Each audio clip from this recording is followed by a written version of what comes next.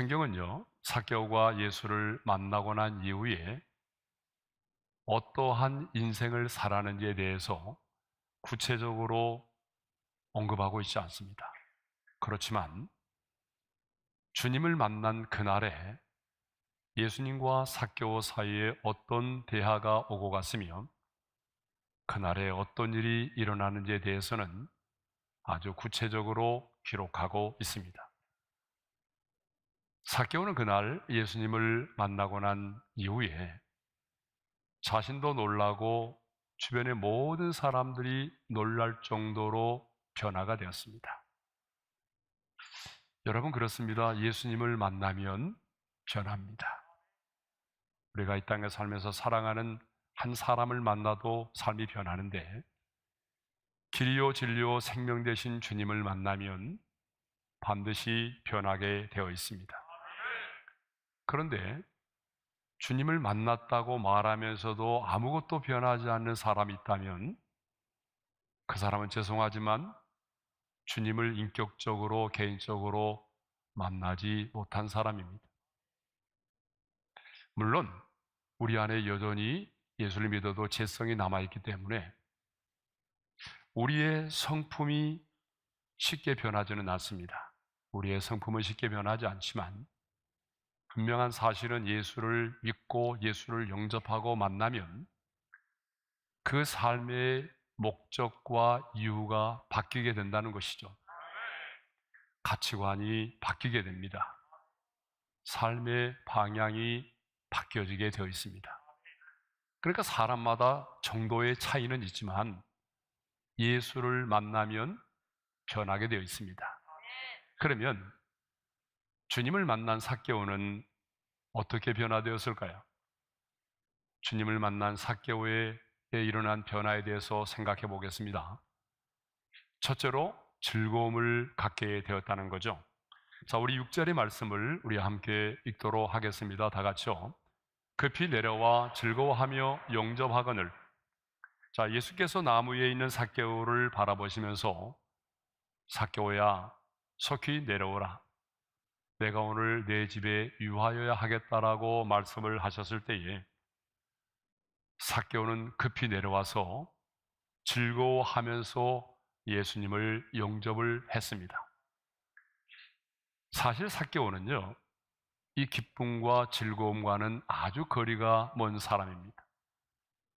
세리장이라고 하는 명예는 가지고 있었고 물질적으로는 부족함이 없는 부자로 인생을 살아가고 있었지만 우리가 지난 시간에 생각해 본 것처럼 삭개오는 참 고독하고 애로운 사람이었습니다.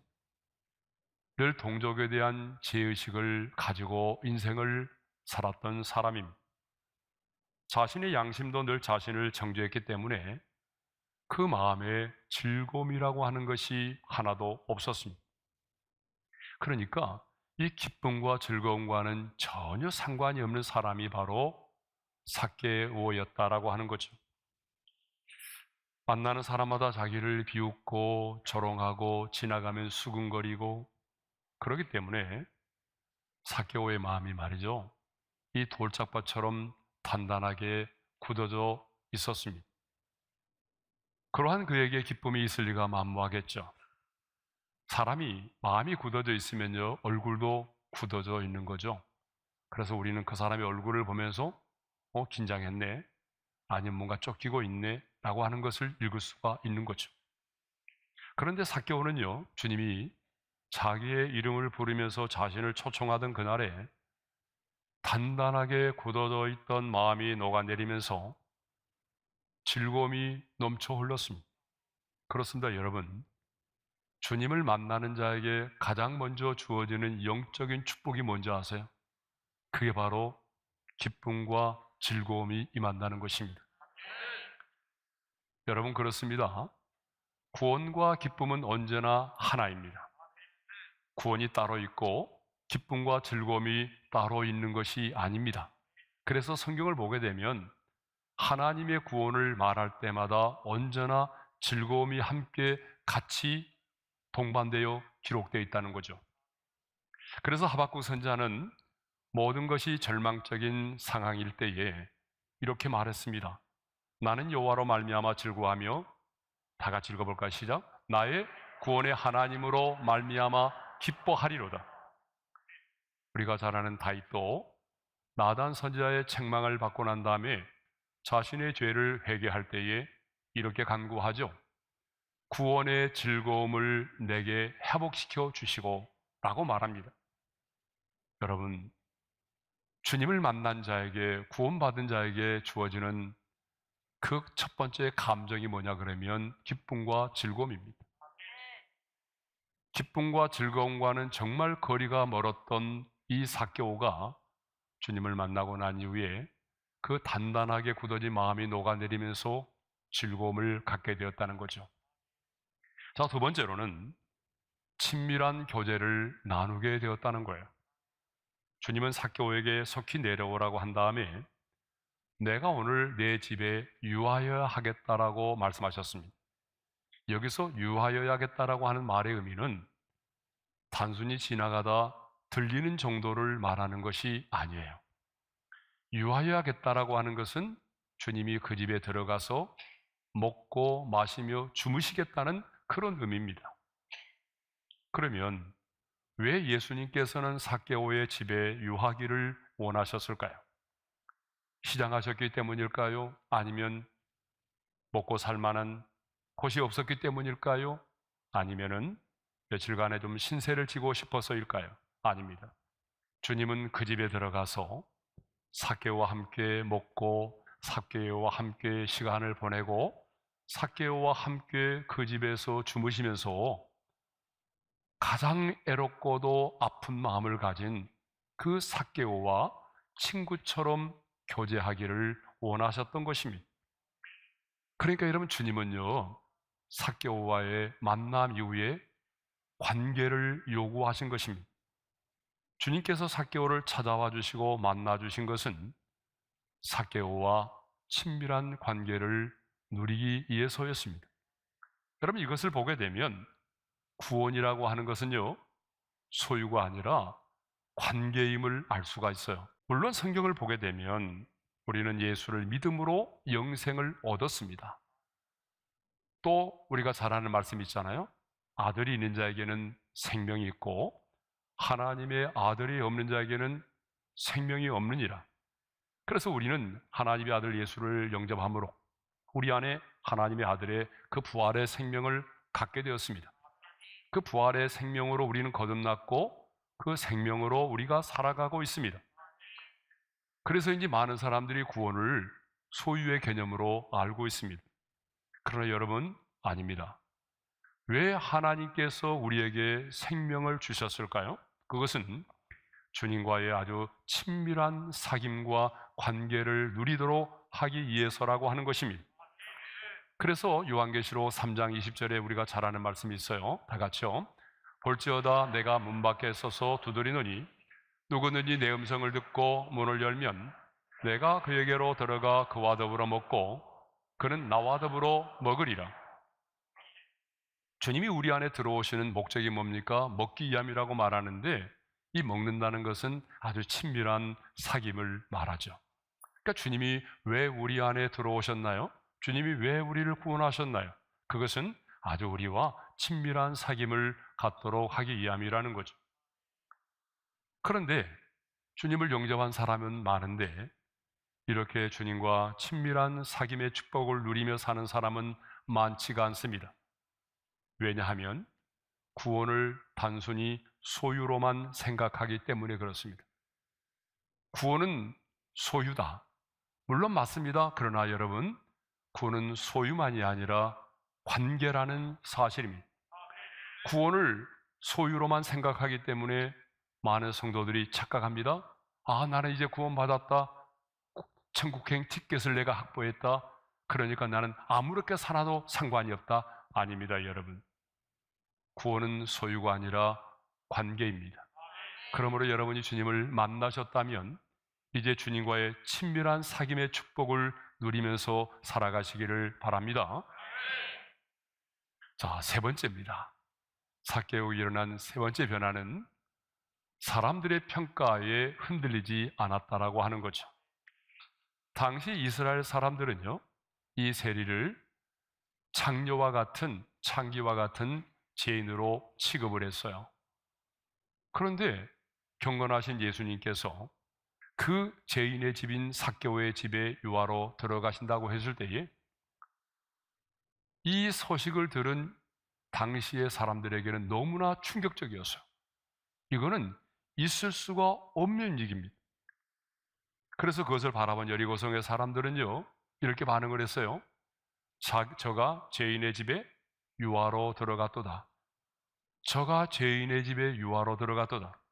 그러면서 수군거리면서 예수님을 비난하기 시작을 했습니다. 아니, 얼마 전까지만 해도 예수님을 만나기 위해서 그렇게 거리로 뛰쳐나왔던 사람들이 이제는 돌변해서 예수님을 비난하고 예수님을 대해서 수군거리기 시작을 했다는 것입니다. 하지만 우리 예수님은요, 그들의 비난에도 아랑곳하지 않고 삭개오의 집에 들어가서 그와 교제를 나누셨습니다. 삭개오 역시 사람들이 예수님 앞에서 자신을 죄인으로 칭하며 자신의 집을 방문하시는 예수님에 대해서 수군거리며 비난할 때에 자기 자신을 부끄럽게 생각하거나 그들의 비난 앞에서 흔들리지 않았습니다. 여러분, 우리도 신앙생활을 하다 보게 되면 뭐 이런 말을 들을 때가 있잖아요. 네가 언제부터 예수 믿었다고 그래? 그런 말 들어보셨죠? 네가 언제부터 예수 믿었다고 그래? 너만 예수 믿고 교회 다니냐? 아마 회식의 자리에서 많이 들었을 것 같아요. 네. 또 이런 말 많이 들어보셨을 거예요. 네가 예수를 믿고 난 다음에 하나라도 잘된 것이 있으면 말해봐. 예수 믿고 난 다음에 하나라도 잘 풀린 것이 있으면 얘기해보라고. 없잖아. 여러분, 이렇게 사람들은 주는 것 없이 예수 믿는 우리를 비난하고 조롱하죠. 하지만 예수님을 인격적으로 만난 사람들은 이렇게 사람들이 나를 향하여 끊임없이 수군거리고 비난을 해도 그 사람들의 시선에 대해서, 사람들의 평가에 대해서 흔들리지 않는다라고 하는 것입니다. 다른 사람의 시선에 대해서, 평가에 대해서 흔들리지 않습니다. 왜냐하면 예수님을 만남이 내 인생의 진정한 성공임을 내가 알고 예수를 믿고 구원받음이 내 인생의 진정한 행복이라는 사실을 알고 있기 때문이죠. 사람은 나를 몰라줘도 주님이 나를 아시고 주님이 나를 인정해 주신다면 그것으로 우리는 만족하기 때문입니다. 자, 네 번째로 삭개오에 일어난 변화입니다. 삭개오에게는 회개의 결단이 있었다라고 하는 거죠. 자, 우리 8절의 말씀인데요. 우리 함께 읽어볼까요? 다 같이요. 주여 보시옵소서, 내 소유의 절반을 가난한 자들에게 주겠사오며 만일 누구의 것을 속여 빼앗은 일이 있으면 내 갑절이나 갚겠나이다. 이렇게 주님을 만난 삭개오는요, 진정으로 자신의 죄를 회개하였습니다. 회개에 합당한 열매를 맺었다는 얘기죠. 삭개오가 예수님을 만나고 난 이후에 이렇게 회개의 결단을 하게 된 것은 돈이 많아서가 아닙니다. 여러분, 돈이 많아서가 아니에요. 주님을 만났기 때문입니다. 주님을 만나고 난 이후에 돈보다도 소중한 것이 있다는 것을 깨닫게 된 거죠. 예수님을 만나고 나니까 돈과 명예와 권력이 인생의 전부가 아니라고 하는 것을 깨닫게 된 것입니다. 주님을 딱 만나고 나니까 물질이 행복의 요소가 아니라고 하는 걸 알게 된 거죠. 그래서 모든 소유에게서 해방이 될 수 있었습니다. 주님을 만남으로 이렇게 인생의 가치관이 변하게 된 것입니다. 그래서 자신만을 위해서 움켜쥐는 인생을 살았던 삭개오가 이제는요, 베풀며 나눠주는 인생으로 바뀌게 된 것입니다. 이렇게 삭개오는 진정으로 자신의 죄를 회개하고 회개에 합당한 열매를 맺었습니다. 자, 지금까지 우리가 살펴본 것처럼 삭개오는 주님을 만남으로 이런 놀라운 변화를 경험을 했습니다. 그렇다면 여러분, 예수님을 구주로 영접하고 예수를 믿고 살아온 여러분의 인생은 주님을 만난 이후에 어느 정도 변화되었다라고 생각하세요? 삭개오는 예수님을 만난 날 회개에 합당한 열매를 맺었습니다. 그렇다면 여러분은 예수님을 믿고 영접한 이후에 회개에 합당한 열매를 맺으신 적이 있는지요? 회개에 합당한 열매를 맺지 못했다면 여러분 오늘이라도 반드시 회개에 합당한 열매를 꼭 맺을 수 있기를 주님의 이름으로 축복합니다. 이렇게 삭개오가 자신의 죄를 회개하고 결단할 때 주님은 삭개오에게 이런 말씀을 하십니다. 9절의 말씀을 읽겠습니다. 오늘 구원이 이 집에 이르렀으니 이 사람도 아브라함의 자손이미로다. 바로 삭개오가 아브라함의 자손임을 선포하셨습니다. 그동안 사람들은 삭개오를 창녀와 같은, 창기와 같은 죄인으로 여겼습니다. 이 말이 무슨 말인지 아십니까? 구원과는 거리가 먼 사람이라는 거예요. 그런데 예수님은 오늘 구원이 이 집에 이르렀다라고 말씀하십니다. 여기서 중요한 것은 먼 훗날이 아니라 바로 오늘이라는 사실입니다. 오늘 구원이 이 집에 이르렀다라고 말씀하셨습니다. 그렇습니다, 여러분. 예수를 믿음으로 제사함을 받고 하나님의 자녀가 되는 것은 많은 시간을 요구하지 않습니다. 여러분, 주님을 만나고 오늘 주님을 영접하면 오늘 그 순간 제사함을 받고 의롭다 하심을 받고 영생을 얻고 하나님의 자녀가 되는 것입니다. 이것이 바로 복음입니다. 내가 오늘 예수를 믿고 영접하면 어느 정도의 시간이 지나서 하나님이 내 믿음을 다시 한번 점검하시고 커트라인에 도달했을 때 하나님이 내 죄를 사하시고 의롭다 하신 것이 아닙니다. 하나님은 나를 보시고 의롭다 하신 것이 아니고 내가 믿는 예수님 때문에 나를 의롭다고 하시는 것이기 때문에 오늘 여러분들의 예수를 믿고 영접하면 오늘 그 순간에 우리는 제사함을 받습니다. 오늘 하나님의 자녀가 되는 것입니다.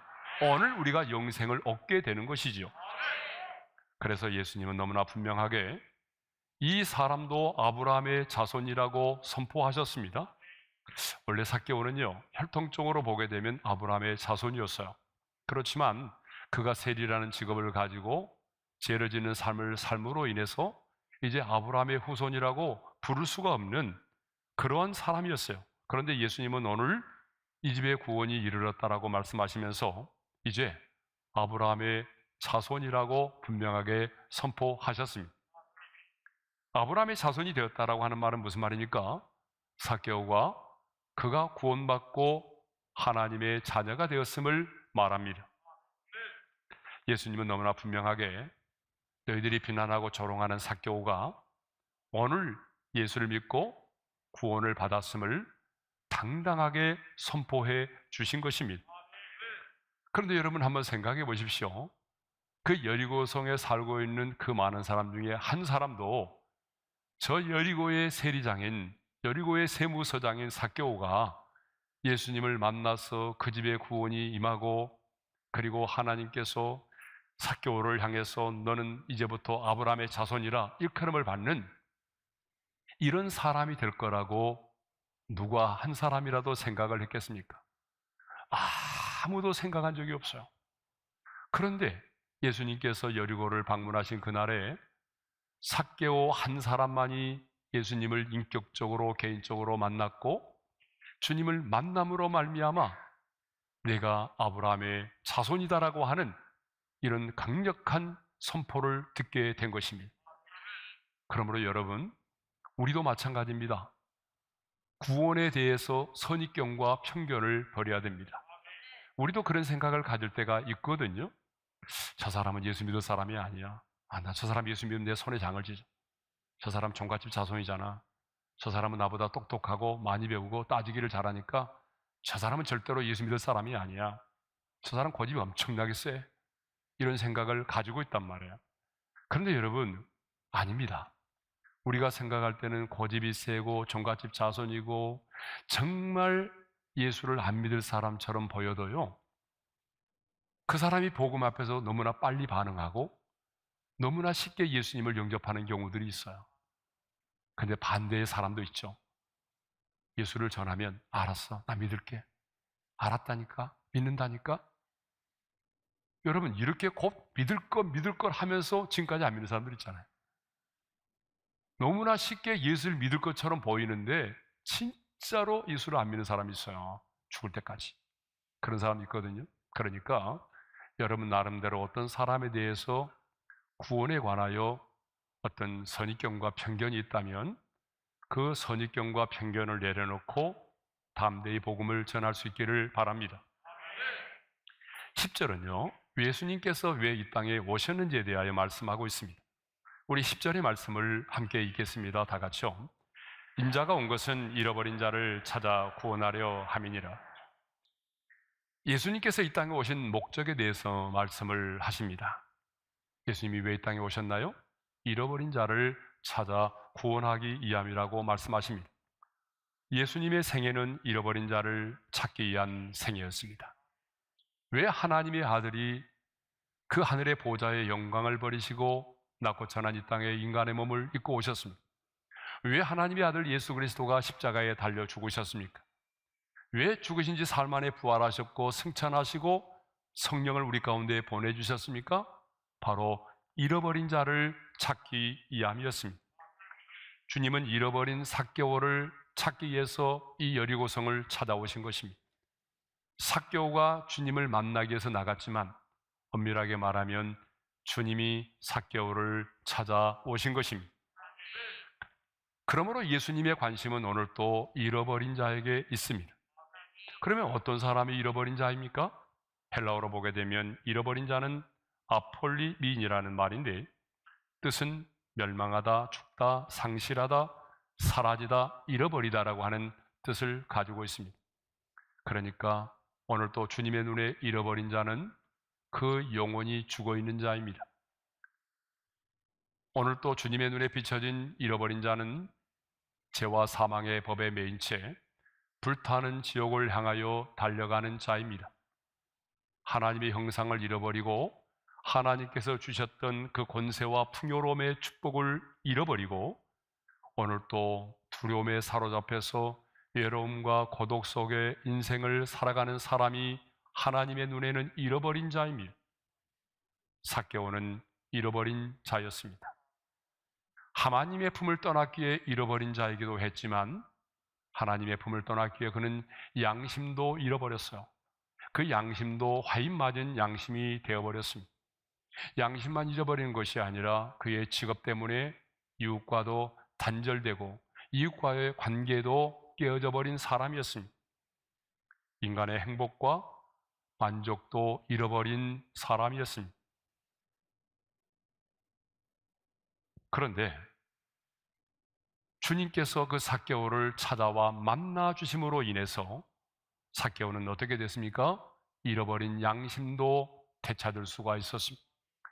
자신의 소유를 절반을 가난한 사람들에게 나눠주고 그리고 자기가 속여 빼앗은 것들을 4배로 갚아줌으로 인해서 이웃과의 관계도 다시 회복이 되었고 그 모든 소유욕으로부터 해방돼서 진정한 자유를 누리게 되었던 것입니다. 오늘 우리 중에 탕자처럼 주님을 떠나 있는 분이 계십니까? 하나님의 은혜로 내게 주신 모든 것들을 잃어버리고 두려움에 사로잡혀서 외로움과 고독 속에 살아가는 분이 계십니까? 인생의 희망이 보이지 않아서 오늘 또 자포자기한 채 어쩔 수 없이 하루하루를 살아가는 분이 계십니까? 주님을 만나십시오. 주님은 여러분들을 부르십니다. 삭개오가 주님을 만났던 것처럼 여러분이 오늘 마음의 문을 열고 예수님을 영접하셔서 꼭 주님을 만날 수 있기를 바랍니다. 주님을 만나서 여러분이 모든 그 눌림과 묶임으로부터 자유함을 얻고 정말 주님 때문에 행복한 자로 살기를 원합니다. 성경은 이후의 삭개오의 인생에 대해서 언급하고 있지 않지만 삭개오는 주님 때문에 가장 행복한 자로 살았을 것 같습니다. 저와 여러분 모두가 삭개오처럼 주님을 만나서 인생의 남은 때를 주님 안에서 행복한 자로 살았으면 좋겠습니다.